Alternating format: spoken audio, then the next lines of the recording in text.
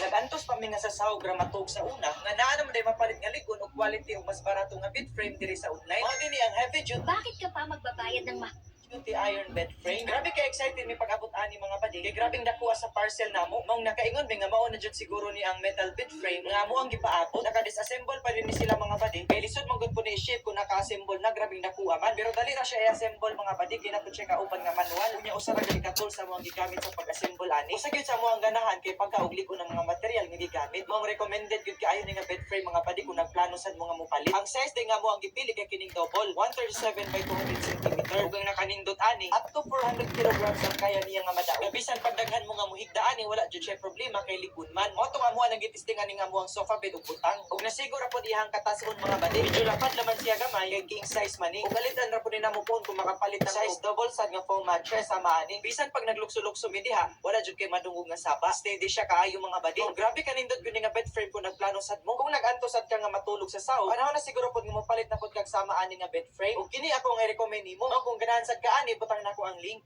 Nagantos pa mi nga sa sahog ramatog sa una nga naa naman day mapalit nga ligon og quality og mas barato nga bed frame.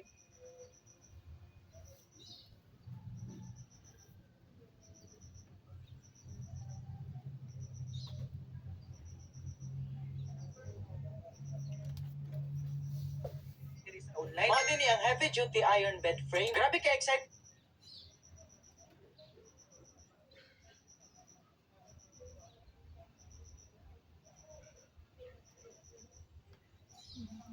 Sige, tulog-tulog. Ka na narapo ang bintana. Abog na kaayo.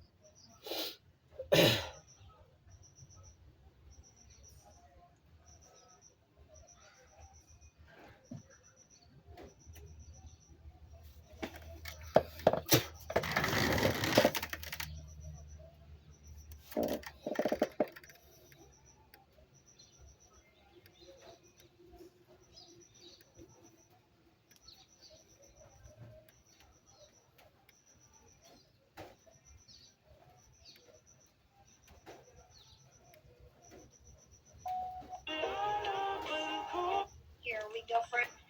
Hoy! May pag-abot ani mga badi. Kay grabing dakuha sa parcel namo. Maong nakaingon mi nga mao na jud siguro